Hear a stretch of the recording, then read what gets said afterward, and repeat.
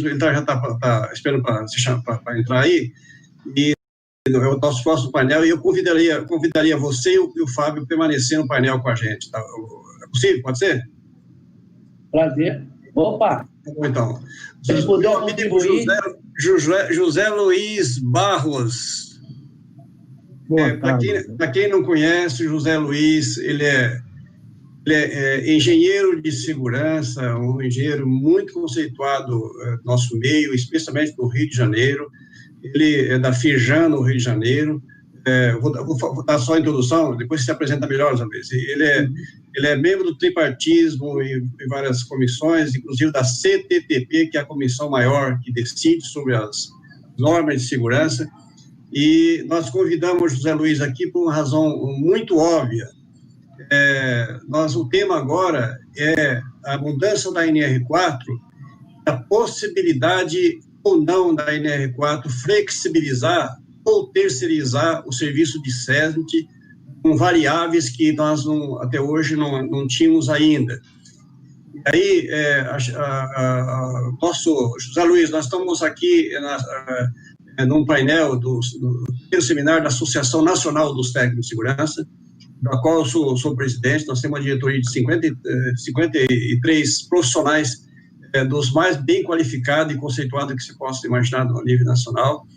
E houve um consenso nessa diretoria de que essa questão é muito abrangente e por isso mesmo ela tem que se ouvir os dois lados. Quem defende a flexibilização, o porquê, o que perde, que ganha com isso, e do outro lado, que os trabalhadores e empregadores, em que pese o governo tem a função, o papel mediador, que a gente tem essa liberdade de discutir isso entre a gente, sem nenhum ranço ideológico, político, corporativo, nesse sentido. A intenção é a gente tratar dessa forma. Não vamos ter aqui intervenção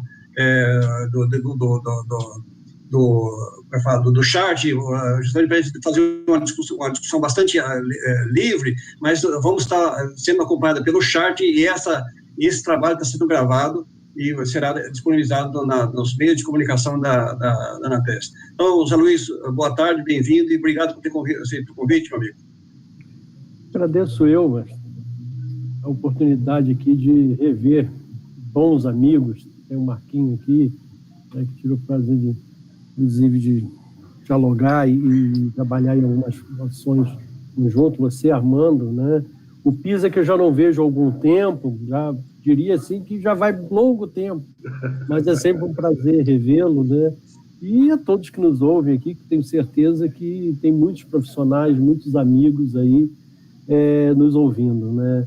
E embora quem me conhece já há mais tempo, embora eu trabalhe numa entidade empresarial e represento essas entidades nas comissões, a gente sempre procura se pautar no processo mais ético possível e mais técnico, né, dentro do que é possível. Claro que a CTPP, ela, além de ser uma comissão técnica, ela também é uma comissão política, então, por vezes, a gente fica assim, nessa encruzilhada, assim, nesse bico, assim, mas normalmente a gente tenta, sempre de forma muito respeitosa, discutir e avançar, porque no final o propósito, né, é que não pode ser esquecido, que é tornar o ambiente de trabalho com maior qualidade, com mais segurança. É um pouco do que o Marcos estava comentando aí, eu estava ouvindo a fala dele, né? Então, quer dizer, claro que por meios diferentes, às vezes por interesses diferentes, mas o resultado final não pode ser diferente. O resultado é ter um ambiente mais seguro. Ele, às vezes, tem que serem execuíveis, serem racionais, e que com isso todos ganhem, né? Porque no final todos ganhando, a sociedade ganha, o trabalhador ganha, o empresário ganha, e é o jogo de ganha-ganha, é brincar de frescobol, né? Não de tênis, né? Um querendo derrubar o outro, não, é um querendo ajudar o outro a sempre devolver a bola o mais redonda possível. Então é isso, é um prazer estar aqui para falar sobre esse tema. Então vamos a ele.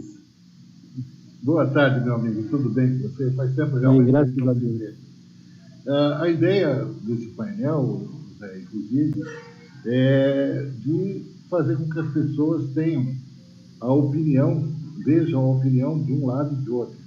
Não que a gente feche questão sobre isso, mas é saber do arrazoado que leva cada uma das representações a defender o seu lado, né? Se terceirizado ou não. E não criar uma polêmica e não criar um debate. E de realmente poder ouvir você nesse sentido. Tudo bem para você, Marquinhos? Tudo bem? Maravilha. Muito bom. Com você, Zé Luiz. Só dá um minutinho para mim que eu vou fechar a janela, que está um barulho danado aqui. Vai lá. Eu vou só iniciar pedindo desculpa ao Armando, só para fazer uma pequena correção, porque eu não podia faltar ao meu amigo Clóvis, porque o Armando, quando me apresentou, como o coordenador da bancada empresarial. Não, o coordenador da bancada empresarial hoje é o Clóvis Queiroz, né, que eu acho que muitos aqui conhecem. Né? E ele aqui é o coordenador. Eu apenas ali faço parte, assessoro, ajudo, né, dou os meus pitacos lá na comissão, junto com os demais. Né? Então, só essa correção aqui para não faltar com o meu amigo Clóvis. Né? E aí, quer dizer, o que estamos falando aí? SESMIT. Todos sabem, o governo está numa pauta de revisão de várias normas, e uma delas, ou duas delas, são muito afetas ao que está se falando aqui. Ao painel, especificamente a NR4, que é o SESMIT, mas também estamos discutindo lá a NR5, né, a CIPA. Então, na realidade, essas duas normas estão em revisão. Ela avançou bastante a discussão no ano passado, mas em alguns pontos ela, de forma até bem natural, por razões até, entendo eu, bem óbvias, travou em alguns pontos. E o governo, inteligentemente também, suspendeu um pouco a discussão para buscar ali, talvez, um pouco mais de consenso e estabelecer. E o que está aí com relação ao ponto, um dos pontos que está assim, mais difícil na renegociação de uma nova NR4, de uma nova estruturação de SESMIT, é justamente a questão da terceirização. Eu diria, e aí aceito o contraditório, que o grande problema hoje não é se podemos ou não terceirizar o SESMIT, porque essa parte, entendo eu, que já está superada tanto pela revisão da lei de terceirização, a lei 6.019, lá atrás, em 2017, bem como a própria reforma trabalhista, que também consolidou esse conceito de que atividades meio, tem tudo isso lá, poderiam ser terceirizadas. Então, na CTPP, nós recebemos, à época, da Câmara dos Deputados, eu não vou lembrar agora quem foi exatamente, que encaminhou a CTPP para que se ajustasse a redação da NR4 para esta nova previsão que estava agora em lei, que é a possibilidade, não estava obrigando, mas a possibilidade de ter esse serviço terceirizado, ou em todo ou em parte. Tá? Então, quer dizer, isso já está lá atrás, né? Já entendo eu que esse ponto já foi superado. A questão e aí eu, como profissional de segurança do trabalho, como engenheiro de segurança do trabalho, claro que eu também tenho as minhas preocupações, independente da entidade que eu represento, que esse processo não pode precarizar o serviço. Essa estrutura não pode ser precarizada. E ao longo do tempo, bem antes até dessa revisão da lei de terceirização e da reforma trabalhista de 2017, por vários momentos, eu acho que até o Armando, quando lá na CTPP, volta e meia chegava o pleito de uma categoria profissional pedindo a inserção na estrutura do SESMIT. Eu posso citar aqui dois, para não citar vários, cirurgião dentista ou odontologia ocupacional. Com 15 profissões. 15 profissões. Mas 15 profissões pediram. Isso foi tanto que chegou ao Congresso e teve uma audiência pública no Senado Federal exatamente para analisar essa questão. À época era uma outra estrutura de ministério, né? Era o diretor do Departamento de Saúde e Segurança, era o Rinaldo Marinho, que foi representando ali, na época, o Ministério do Trabalho e Emprego. Eu fui representando as entidades empresariais, junto com o Nicolino, da FEBRABAN, e outras entidades, inclusive o Conselho Federal de Fisioterapeutas, que foi o que encabeçou essa ação para a inclusão do fisioterapeuta ocupacional.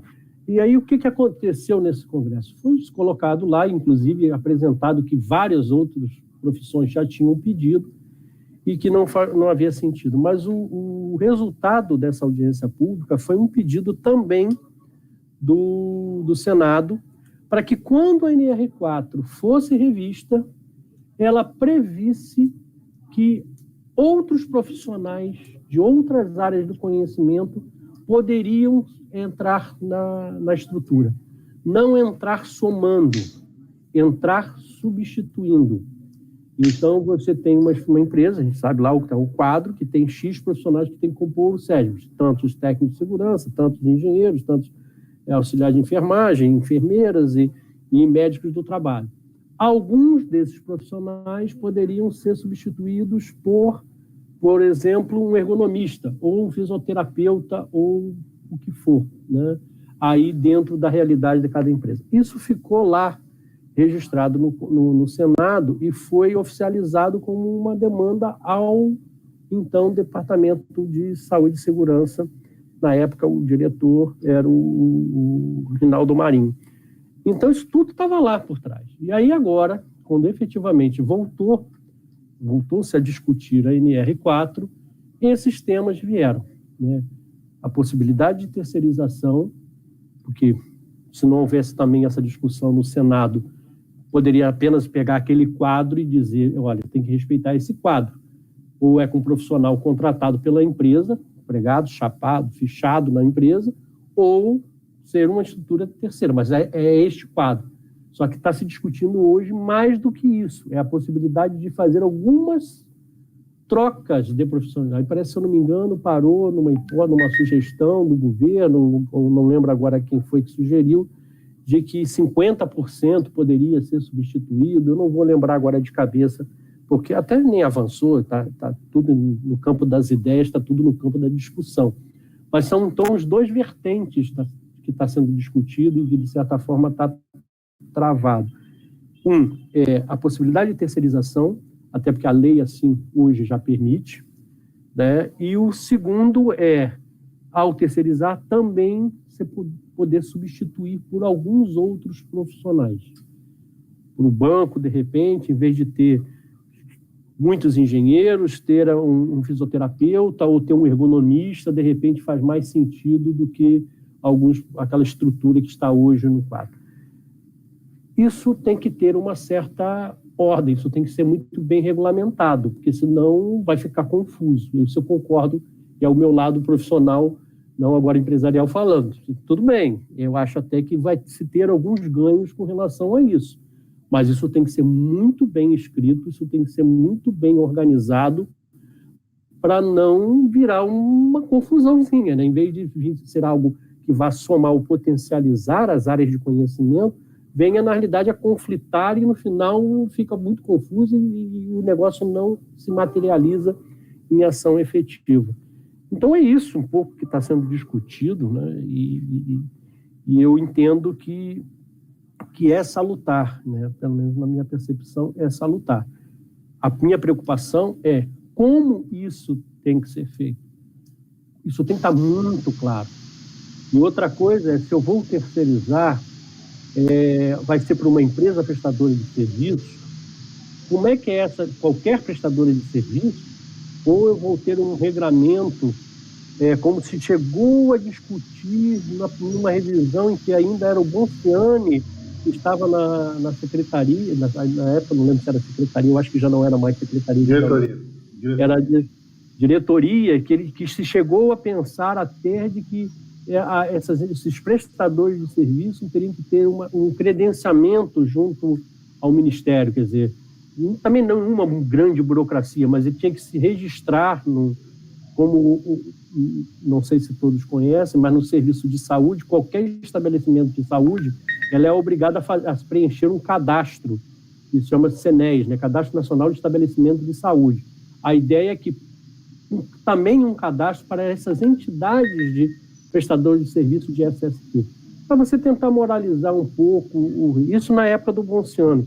Não sei se hoje, confesso, né, que como deu uma parada, não sei como é que isso avançou, se eles também estão pensando em algo desse tipo, para poder garantir que essa terceirização ocorrendo, né? Claro que hoje a gente precisa de uma regulamentação, a lei permite, mas sem a regulamentação isso não ocorre, enquanto a regulamentação não sair não é possível. Isso sendo permitido e regulamentado, que pelo menos se garanta que não seja feito por qualquer entidade, por qualquer prestador de serviço não qualificado, que não tenha estrutura adequada para o que se deseja, para o serviço contratado, né? Então, algo nesse tipo. Assim. Então, essas são as preocupações que eu coloco assim, de imediato. Né? Na época do Ponciano ainda, houve 2 alterações na NR4, que falou do serviço coletivo, né? E já era uma ideia de fazer alguma coisa pró-terceirização. Muitas das ideias que não foram aprovadas, só foram 2, se não me engano, 2 itens que foram aprovados e colocados na NR4, ficaram engavetadas. Esse material está sendo olhado, está sendo observado pelo grupo que está analisando? Sim. Então, o Clóvis está nessa comissão também, e ele participou na época do Ponciano, então esse histórico todo está sendo visto, sim. Por exemplo, esse ponto que eu acabei de colocar aqui, que na época com o Ponciano se chegou a se discutir sobre ter uma estrutura de cadastramento, de você, para garantir um pouco a qualidade desse serviço prestado pelo terceiro. Isso foi discutido lá, não foi colocado na norma, não está, mas o SESMIT coletivo foi colocado, ou o SESMIT centralizado, outro coletivo, não lembro agora como é que está a terminologia lá, mas o conceito é esse, só que lá está permitido assim, por arranjo produtivo, né, quando você tem polos industriais, você tem que ter uma previsão, isso no acordo coletivo ali do local, tem uns regramentos ali que traz uma forma de permissão, né, dessa estrutura funcionar. Isso foi até muito usado, na época a gente tinha aqui um projeto piloto aqui, assinado com o Ministério do Trabalho, na época era o ministro Dornelles, a secretária era Olímpia, Vera Olímpia, e o diretor era o nosso amigo Juarez de Barros, né? E a gente fez aqui um acordo, fizemos um piloto em 2 polos industriais, na verdade foram 2 pilotos, né? 2 polos industriais aqui do Rio de Janeiro, um ali em Santa Cruz e o outro depois na Arquiduque, e que foi uma experiência muito interessante, né? Que depois virou o que estava na norma, porque o Ponciano também acompanhou aqui, ele foi um entusiasta da ideia, e aí quando a gente discutiu a época 4, ele colocou lá a coisa, inclusive esse registro por convenção, né, ou por acordo ou convenção, foi exatamente o modelo que a gente usou aqui para legitimar o processo, já que não havia previsão na lei, a gente botou isso pelo acordo coletivo. E aí, quando ele levou para o Sérgio, ele também levou essa mesma mecânica lá para a estrutura da NR4, né, que foi uma experiência interessante, eu acho que vale.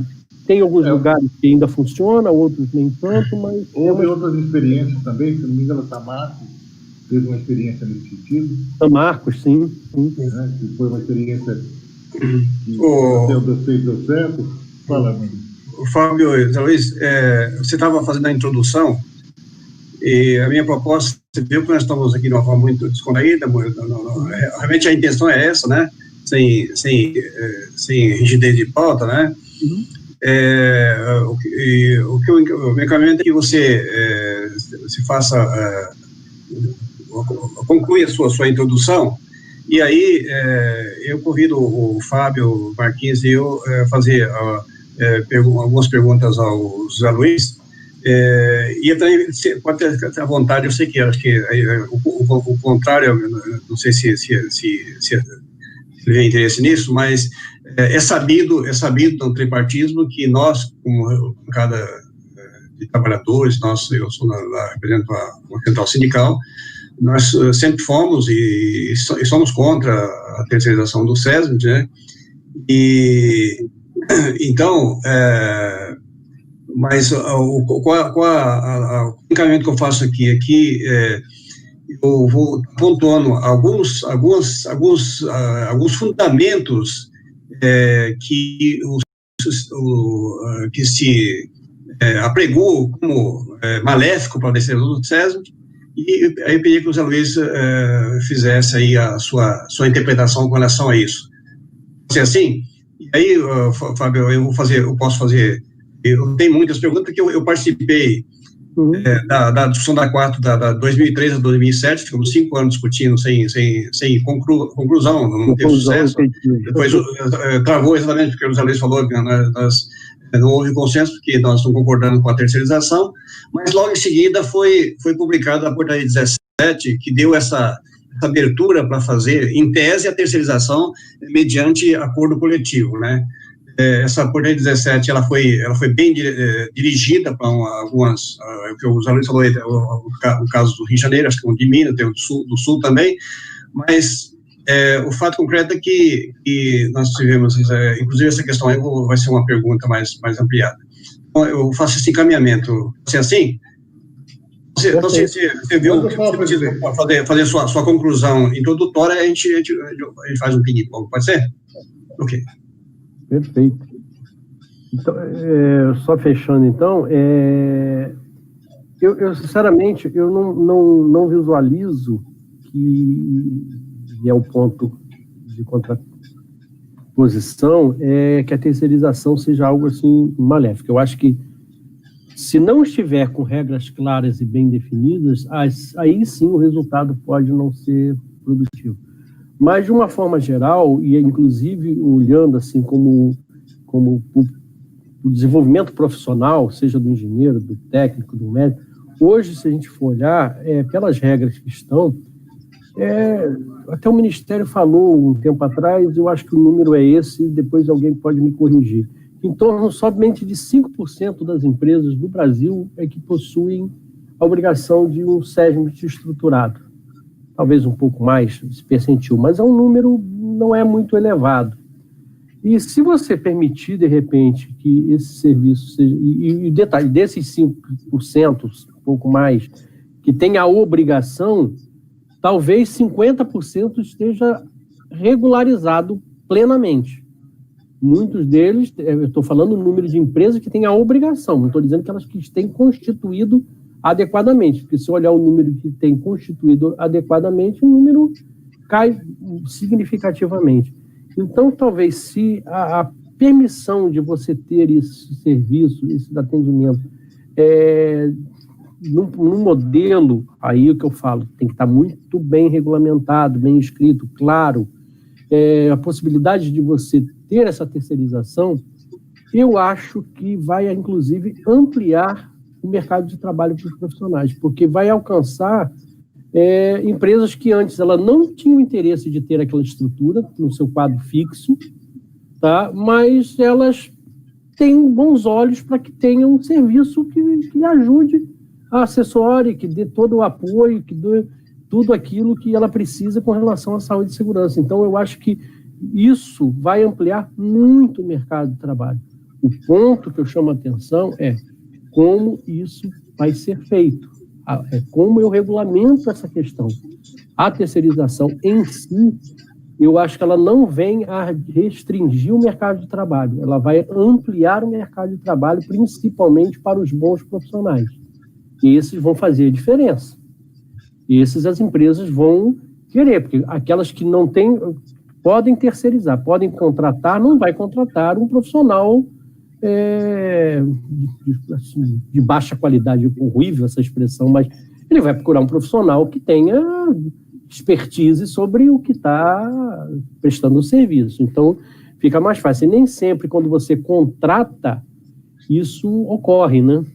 É diferente. Aí a empresa fica até aumentando o turnover, fica mudando, demitindo, ou então bota ele no ostracismo.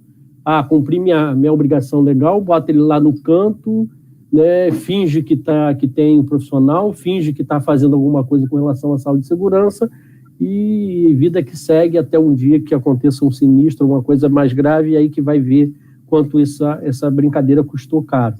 Então, quer dizer, eu acho que a terceirização em si não é o problema.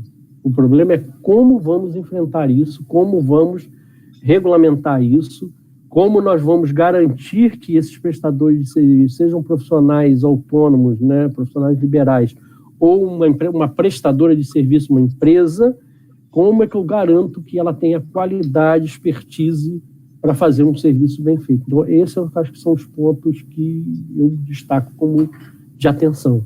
A terceirização em si, eu acho que não é um problema, até porque está na lei. Em algum momento isso vai ser regulamentado. Então, a não ser que mude a lei. Aí tudo bem. Se a lei mudar, aí... Mas hoje, no que está na lei 6.019 e na reforma trabalhista, o SESMIT pode ser terceirizado. Ele só não está sendo hoje porque não tem a regulamentação sobre a matéria. Ok. Eu vou fazer três perguntas, e aí Marquinhos e o Fábio, vocês na segunda, eu depois, se houver tempo, eu faço mais. A primeira, talvez, exatamente lá, já foi levantado por você, pelo Fábio, da experiência da discussão da NR4 de 2003 a 2007, que deu sucesso.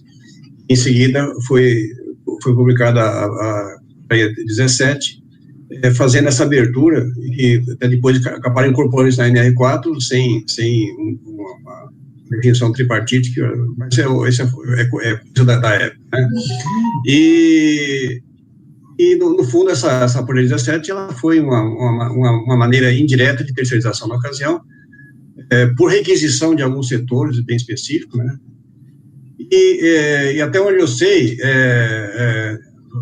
não tem nenhum que deu certo, que produziu resultado superior ao que era antes, o que era possível antes, ou seja, tanto é que a Portaria 17, ela hoje é quase uma portaria em desuso.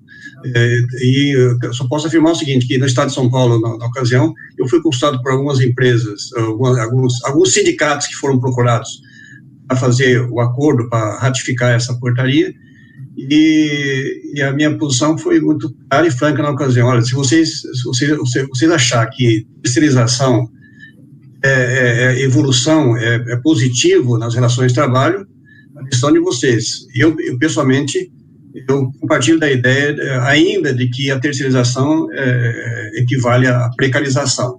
Não porque é o desejo de quem decide legalmente sobre isso, mas a prática do mau empresário. Sabe que tem os bons empresários e os bons empresários. Então, ponto,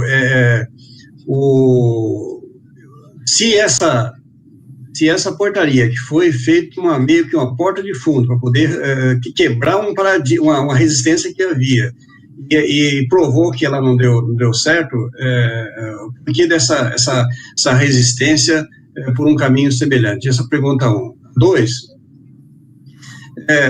a gente sabe que nenhum empresário terceiriza aquilo que ele acha importante para o negócio dele. Vamos ser realistas. Eu nunca vi um empresário terceirizar tesouraria, por exemplo, terceirizar lá secretário do presidente, sabe? Algo nesse sentido, porque a empresa vê isso como algo inerente ou integrante do seu negócio, do seu ponto de vista de confiabilidade, de ação de quantidade, de qualidade e de apresentação de resultados. E esse é um aspecto. E outro, e você é engenheiro de segurança, experiente, já passou por diversas experiências, você sabe tanto quanto eu, que depois de mais de 40 anos desse SESMIT, as boas práticas, as referências que nós temos de resultado, de entrega de case no Brasil, vem das grandes empresas do SESMIT bem construídos e bem reconhecidos. E a gente sabe que quando se terceiriza, como cai no caso do serviço público, que entra no leilão, e aí quem paga menos é que leva, Para mim, eu acho que é indiscutível que isso aí tem um impacto gigantesco na nossa área. Essa é a segunda pergunta. E a terceira pergunta como é que fica a qualidade desse serviço? Vamos lá para o usuário. Se eu trabalho numa empresa, eu tenho lá uma ação de continuidade. Vamos considerar que a situação do desempenho do profissional de segurança do trabalho não é diferente do médico que cria lá, vamos chamar lá a ficha médica feita no passado, que hoje não é diferente, mas é informatizado, e acompanha a evolução histórica do trabalhador sobre a supervisão, a monitoração daquele profissional que muitas vezes é até sigilosa, que é o caso do médico. Aí vem uma consultoria que ganha um pacote e faz um trabalho lá, no ano que vem, o outro vem e oferece 30% de desconto, ele leva, a memória foi embora e entra outra iniciativa, o ano seguinte, outro oferece mais 20% de desconto, ou seja, essa ação de descontinuidade aí, as consequências não será do trabalhador, especialmente do trabalhador. E aí eu vou falar, mas o meu empresário é burro, eu concordo com você, qual empresário, qual a amostragem de empresário que sabe a profundidade dessa questão, que isso seja menos importante do que a eventual redução de custo que ele vai ter, ou de obrigação trabalhista que ele vai ter pela terceirização do SESA. Isso foi claro? Foi bem claro. Eu entendo todas as suas perguntas e até algumas posições que você já externa, inclusive, com as perguntas. Mas eu volto a dizer, eu tenho a preocupação com relação à qualidade. Isso, sim, tem que ser bem regulamentado para que você não tenha continuidade. Você deu um exemplo ali, como garantir a qualidade do serviço, e aí até falou do exame médico. Mas o exame médico, a parte médica, se você for olhar, hoje a maioria das empresas, o médico do PCMSO é terceirizado.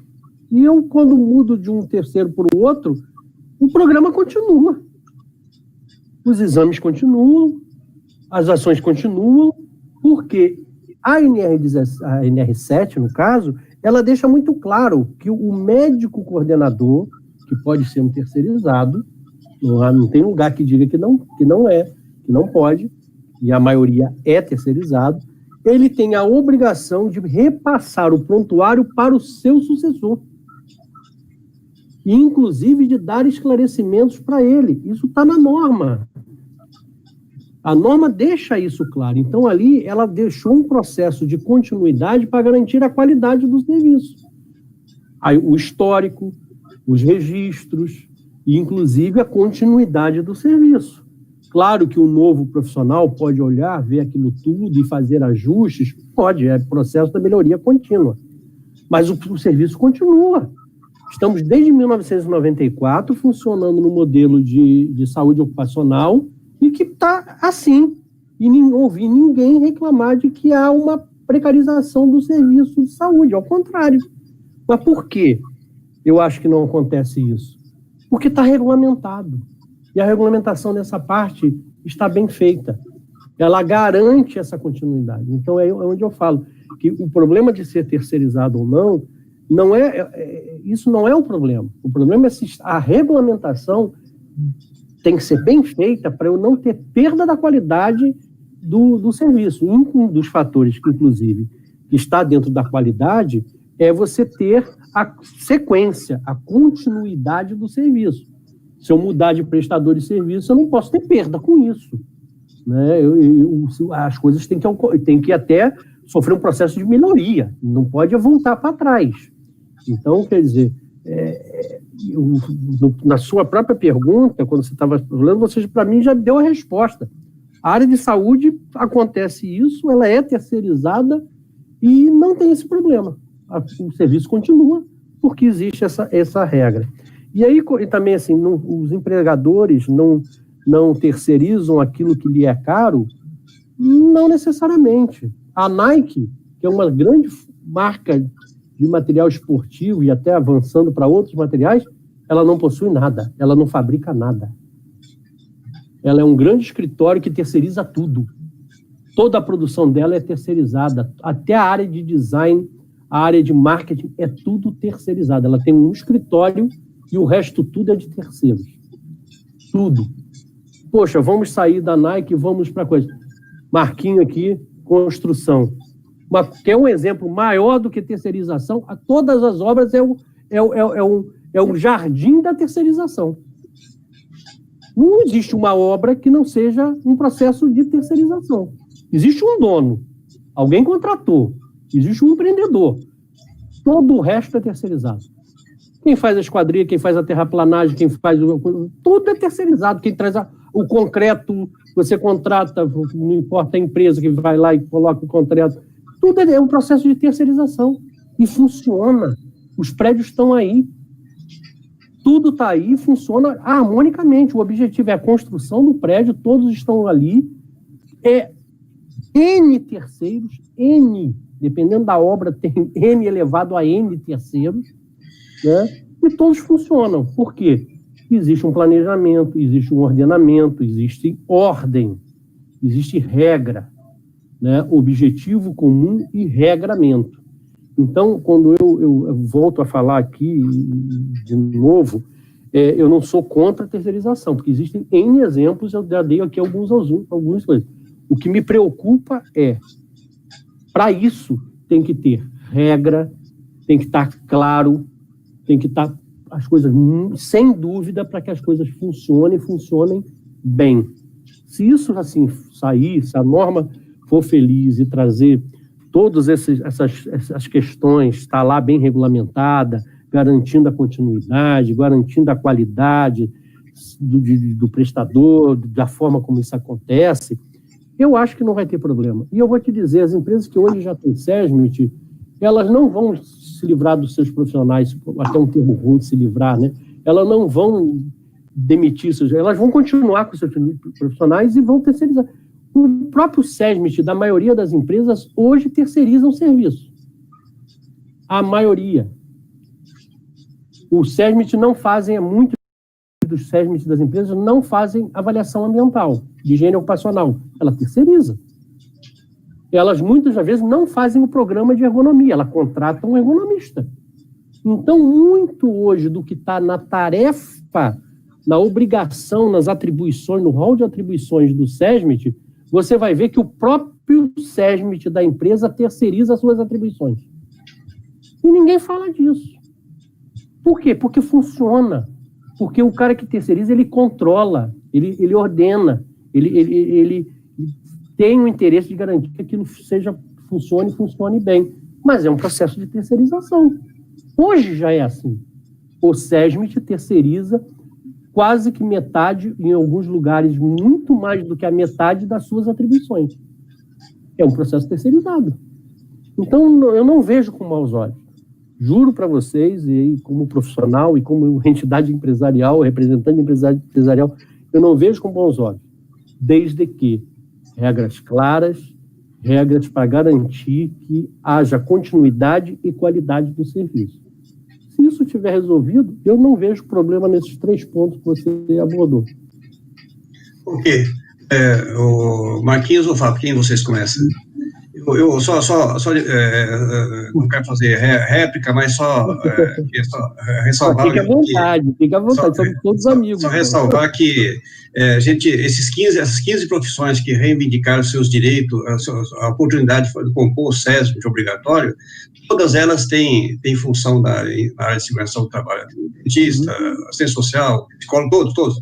Mas todos, sempre nós como trabalhadores e de segurança, chegamos como bem-vindos, mas de uma forma complementar. Então, esses realmente sempre foram e serão os terceirizáveis naturais, né? Essa é uma questão que a gente não discutimos no tempo. Marquinhos ou o Fábio começa aí. O mais velho, pode ser os mais velhos. Agora o Marquinhos. Eu já fiz pergunta, vai lá. Pô, mais velho, então peraí, sobrou para mim? Então, bom. José Luiz, você tem as suas argumentações, a gente já conhece de bastante tempo, você tem umas argumentações fortes, viu?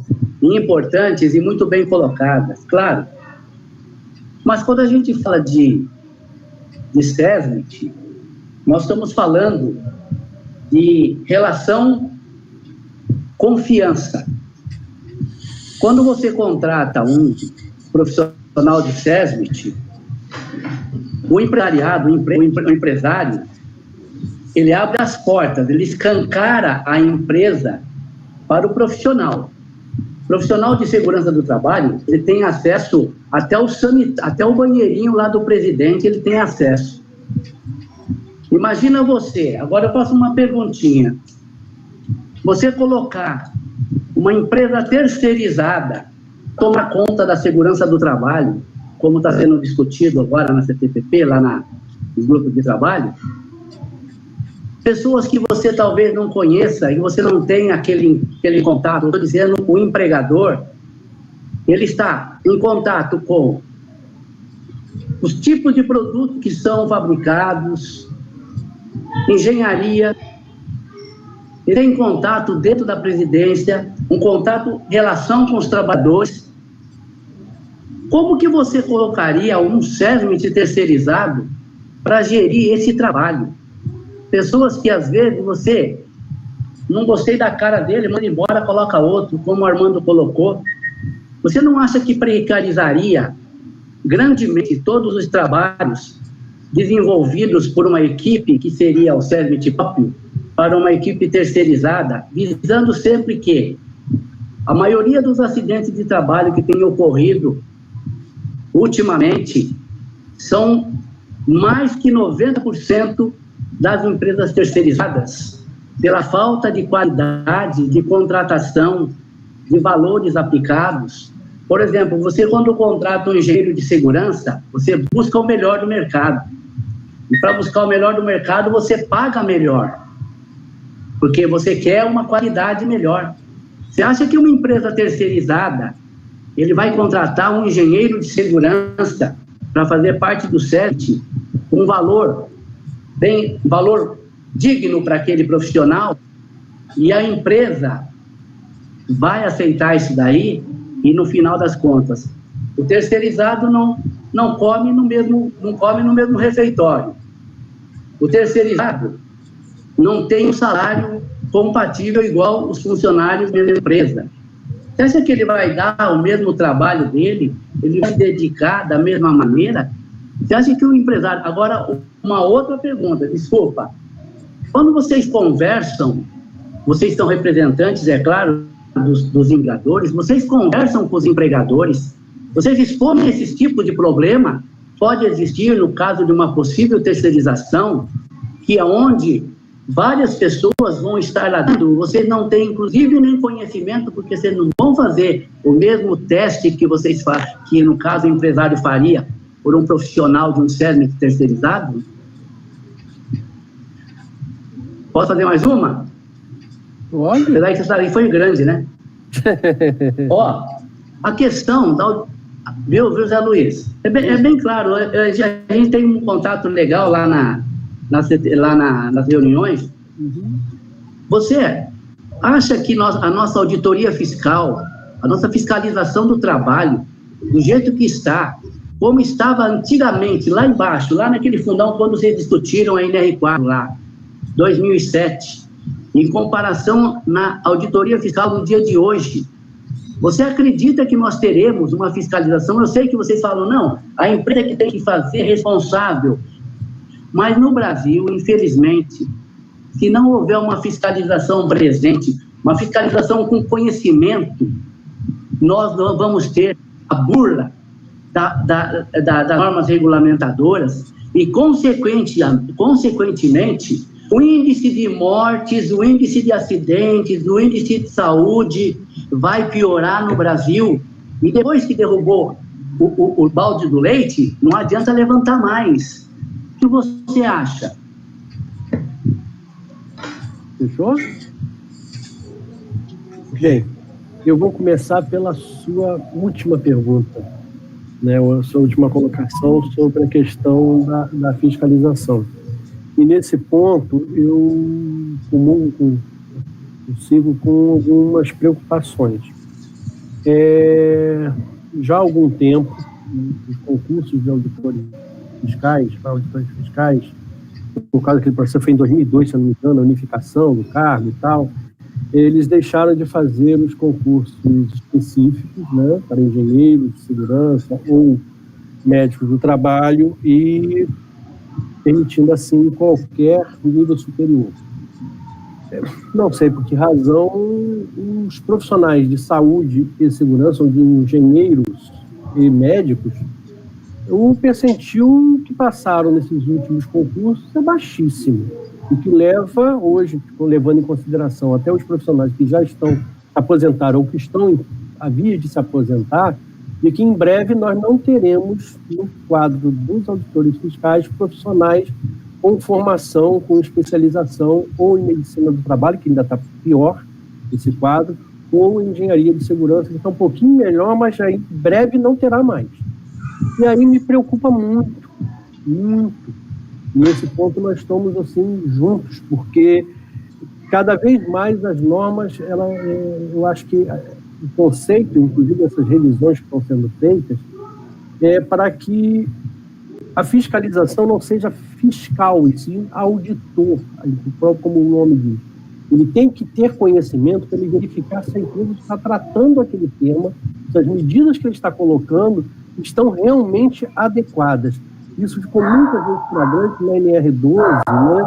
Em que, por vezes, é muito difícil você sair prescrevendo todos os dispositivos de segurança, porque tem a mesma máquina, o mesmo modelo que opera fazendo um determinado tipo de peça ou na frequência, requer um dispositivo diferente, você não pode estar escrevendo isso tudo. Às vezes, o próprio profissional de manutenção da empresa tem soluções tão melhores de proteção do que aquilo que está prescrito propriamente dito. Hoje, a NR12 até já tem a nova na revisão, tem algumas previsões que facilitam isso.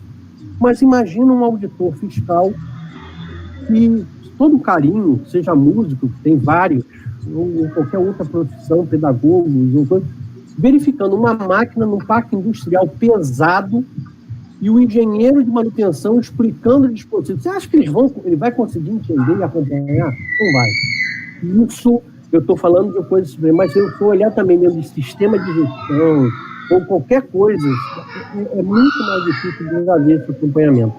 E aí, neste ponto, eu conclamo, sempre que eu tenho espaço, para falar e cobrar, eu cobro muito do governo, que seja regulamentado o artigo 4º da Lei 6.514, que ninguém lembra dele. Quando foi criada a Lei 6.514, introduziu no título 2º, capítulo 5º, né, que versa sobre saúde e segurança, em 77, a lei que trouxe, essa lei, ela traz no seu artigo 4º uma previsão de que o ministro deverá definir quais são as normas e os itens das normas que só podem ser fiscalizados por engenheiros de segurança ou médico do trabalho. Está lá escrito. E essa lei não caiu, ao contrário, ela está vigente. Só que ninguém regulamentou isso até hoje. Os concursos não renovam o quadro, os auditores não são mais, cada vez mais, não são profissionais da área, e tem uma previsão em lei que a sociedade está sofrendo.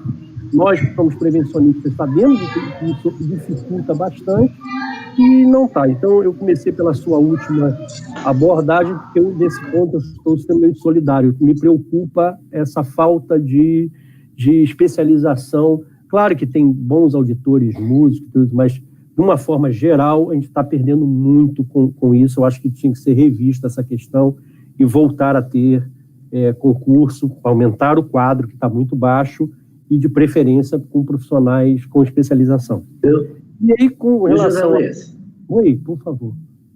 Eu posso só fazer um adendo em cima dessa sua resposta aí?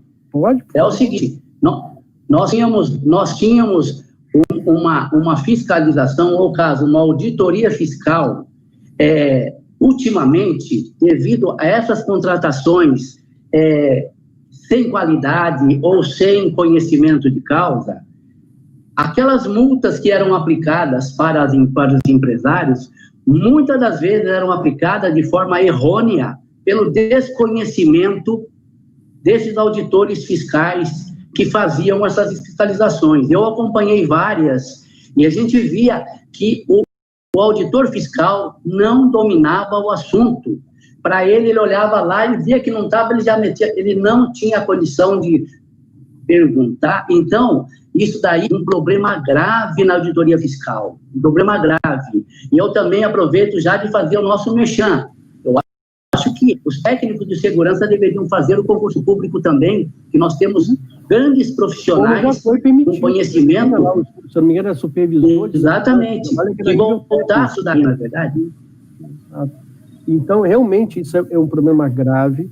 Essa falta de especialização está trazendo e está colocando um problema no exercício profissional muito delicado, porque chega o auditor, aí multa a empresa, não reconhece, não entende, aí faz uma multa indevida, por mais que o técnico de segurança explique como é que é feito o processo, como ele não tem domínio, ele não aceita, não acata, aí no final o auditor multa, sai da empresa e fica o empregador, o técnico falando, pô, você disse que podia fazer isso, e aí fica um negócio ruim.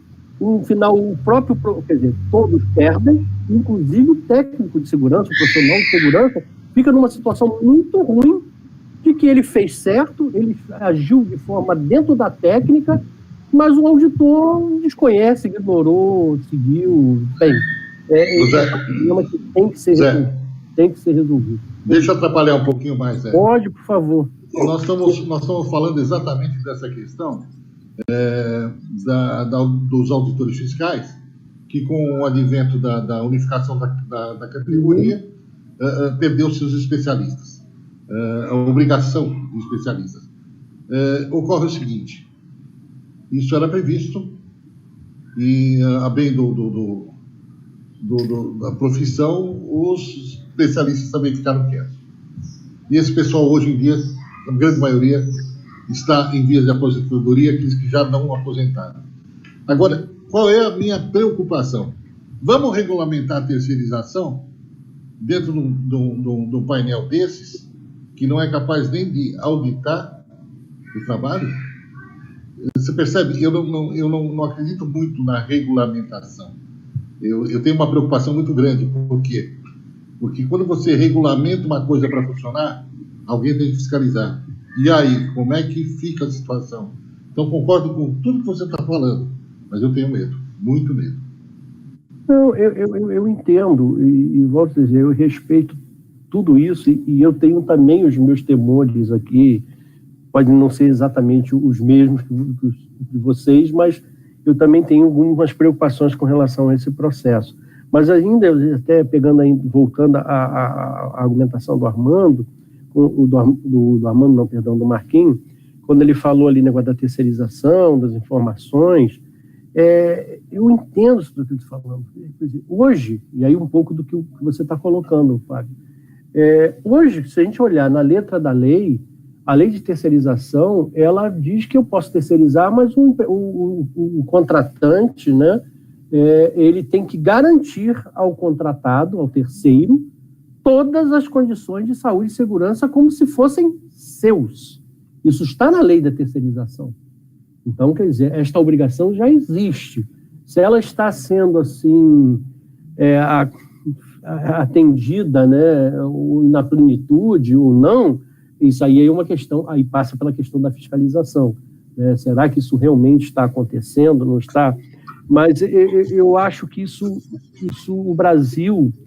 e aí eu sempre assim, as grandes coisas no mundo, ou elas são movidas, ou acontecem por duas coisas, por dois sentimentos, ou é o amor ou é a dor, né? E aí, nesse período aí, alguns anos para cá, os empresários sentiram, eles antes não tinham muito essa visão, a preocupação com relação à saúde e segurança, porque alguns até não entendiam como uma coisa que fazia parte do negócio deles. Mas aí veio principalmente a NR12, que gerou um problemaço para o setor empresarial e que começou a despertar, esse negócio é complicado, eu tenho que ter gestão sobre isso. E aí veio também aquela discussão do e-social, né, que hoje deu uma mudada um pouquinho, mas que também trouxe o empresário. o que eu quero dizer? As coisas foram acontecendo, os fatos foram acontecendo e doendo, né, principalmente assim, no bolso do empresário, ou diretamente ou indiretamente, ele falou assim, opa, esse negócio está prejudicando o pessoal aí, então tem que estar atento. Então, pelo bem ou pelo mal, o tema saúde e segurança ganhou um outro status dentro das empresas.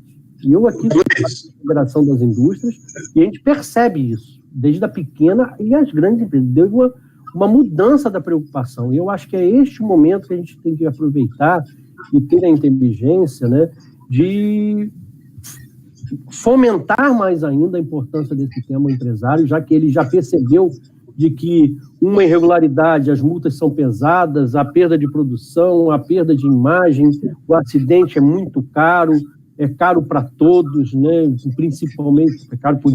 Bem, em primeiro lugar é o vitimado, né? É sempre o pior, é o mais prejudicado.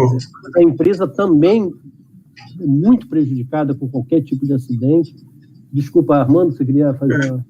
Eu quero fazer duas colocações, e aí até falar que entrou aí o Nestor é nosso vice-presidente da associação, e é um dos nossos profissionais mais conhecido e reconhecido no Brasil, e eu acho que ele deve ter alguma pergunta a fazer também. Como nós estamos com o nosso horário já para entrar no próximo painel, eu só queria sintetizar o seguinte, que especialmente alguns componentes da bancada empresarial discute essa questão da terceirização muito por analogia que por que os Estados Unidos lá é tudo terceirizável e nós não, se são um país referência em muitas coisas. Eu faço um contraponto com essa vez, não para definir aqui agora, mas para a gente refletir a respeito. Nos Estados Unidos, o não fornecimento de uma luva de segurança custa para o mau empresário, não é um bom empresário, custa para o mau empresário mais caro do que uma morte dolosa no ambiente de trabalho aqui no Brasil. Então, essa diferença do qual não se discute, tá certo? Nós não somos também... Não estou aqui preocupado com os bons empresários. Nós sabemos que uma grande parte dos empresários jamais vão terceirizar um CEP, jamais. Mas, infelizmente, a nossa cultura empresarial, ela predomina ainda aqueles que não têm essa cultura. Então, eu acho que é muito prematuro, nesse momento, a gente ter essa visão romântica nesse sentido, de que a terceirização não seja um risco, como você mesmo afirma, possa provocar um retrocesso. Bom, peço desculpa aí a questão do horário, e Nestor, você tem uma pergunta a fazer, não? Abre o microfone. Na verdade, eu só tenho uma colocação a fazer, que é...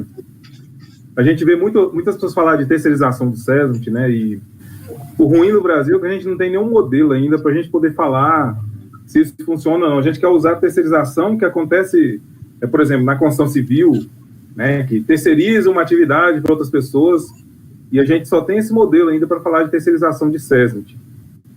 E eu até falei isso em outra reunião que a gente teve também na associação, de forma, parece que aquela ficou mais privada, no sentido de que quem é contra ou quem é a favor da terceirização, hoje a gente já tem um modelo, né? A gente não tinha há poucos meses atrás, mas agora a gente já tem. A NR31, meio que ela já trouxe um modelo para a gente do que seria uma terceirização do SESMIT. E eu confesso que naquele modelo que está lá na NR31, a terceirização não me pareceu tão mal assim. E eu sei que muitos colegas não vão gostar disso que eu falei, mas é o que eu vejo lá. Porque a carga de trabalho do técnico de segurança vai ser mantida. Ele não vai poder, igual... Qual que era o meu medo quando fala de terceirização? Falar dos meus medos. Era de que o técnico fosse terceirizado, ele ia ficar 2 horas numa empresa, 2 horas na outra, 2 horas na outra. E aí você ia perder a conexão daquele profissional com o ambiente de trabalho. Perfeito. Agora, se a gente for ver aquele modelo lá que está na 31, isso não vai acontecer. O cara vai ser obrigado a prestar as 8 horas de trabalho dele lá. Então, essa perda não vai ter. Aí eu não estou falando que eu sou a favor da terceirização, tá, pessoal? Estou só fazendo aquele papel que eu gosto de fazer, às vezes, que é o advogado do diabo, é o provocador. Gosto de provocar, de mostrar as questões. Outra questão que a gente fica com medo é que nesse pinga-pinga o profissional perca a ligação com o ambiente de trabalho. Ele não vai perder, vai permanecer 8 horas lá. Outra que poderia ser uma vantagem da terceirização do SESMIT, se ela vier em algum molde parecido com aquele lá da NR31, é o seguinte, que lá você tem a possibilidade de que algumas empresas se tornem especialistas em criar SESMITs fechados e vender o SESMIT fechado para algumas empresas. O que a gente tem hoje nas empresas? O técnico de segurança trabalha, tá? O técnico de segurança trabalha, que às vezes, quando ele tem espaço para trabalhar, ele não sabe trabalhar. Ele não sabe criar indicador, ele não sabe o básico que é olhar um FAP. O máximo que, infelizmente, muitos técnicos de segurança trabalho fazem é entregar IPI e, às vezes, fazer algum treinamento ou outro. Então, vocês percebem que a nossa mão de obra também precisaria melhorar muito a qualidade. Está muito distante, muito. Todo o curso que eu ministro, eu fico bobo quando a gente pergunta sobre indicadores, ninguém levanta a mão na sala, porque ninguém faz. A gente está proposto na correria. Agora, se o SESMIT terceirizado entrasse em vigor, eu não estou falando que isso vai acontecer, eu estou falando que é uma possibilidade, seria a possibilidade de a gente ter SESMITs especialistas, empresas que iam vender o SESMIT bem feito, bem posto, e ia vender isso para as empresas. Ia precarizar a relação do salário, que é o que todo mundo fala, mas um terceirizado não ganha a mesma coisa que um contratado. Não sei. Essa parte, sinceramente, eu não sei. Pode acontecer que sim, pode acontecer que não. Mas eu confesso que ter um SESMIT especialista, né? E a empresa especializada em SESMIT, ela ia ter que vender as ferramentas. Ó, contrata o meu SESMIT aqui. Olha só isso. Contrata o meu SESMIT, não o SESMIT daquela outra empresa, porque no meu SESMIT você tem indicador disso, você tem indicador daquilo, você tem indicador daquilo. Você consegue perceber que isso não me parece ser bem sedutor? Você tem um SESMIT que realmente tem as bases efetivas para trabalhar? Então, são só algumas provocações que eu estou fazendo. E, de novo, chamando aqueles colegas, é a favor da terceirização? Dá uma olhadinha na NR31. É contra a terceirização? Dá uma olhadinha na NR31, porque ela é um bom modelo daquilo que pode aparecer na NR4. E, de novo, eu confesso que naquele modelo de terceirização da NR31 não me pareceu tão ruim assim. Não estou falando que sou a favor. Eu estou falando que não me pareceu tão ruim assim. Então, era basicamente isso que eu tinha que falar. Acabei me atrasando em outro a fazer, mas eu espero que essa falazinha sirva pelo menos para provocar a galera.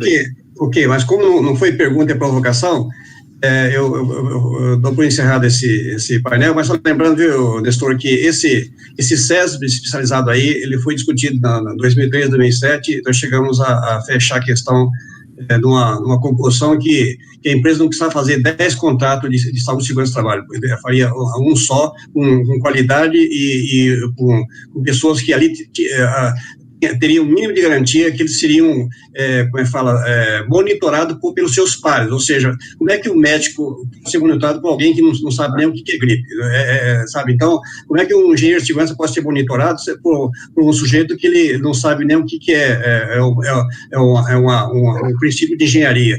Então isso foi muito discutido na ocasião, até se construiu um modelo, um plano muito avançado naquela situação, que eu confesso que não conheço muito a rural, mas nessa linha que nós discutimos naquela ocasião. Mas, olha, encerrando, eu agradeço muito ao Fábio, agradeço ao Marquinhos pela ajuda e a participação, agradeço muito ao José Luiz, e mais uma vez também parabéns pelo Dia do Engenheiro de Segurança, assim como do técnico de segurança, essa discussão aqui democrática, aberta, sabe? E peço que o Nestor e o Edson fiquem no painel para a gente entrar com o próximo assunto, que vai ser o E-Social vinculado, associado a ISO 45001 e o PGR. Gente, um abraço a todos, muito obrigado pela contribuição. Muito obrigado aí pelo convite, oportunidade de falar com os amigos que vai fazer. Zé, foi um prazer revê-lo. Igualmente. Sucesso lá. Todos. Tchau, querido. Um abraço aí.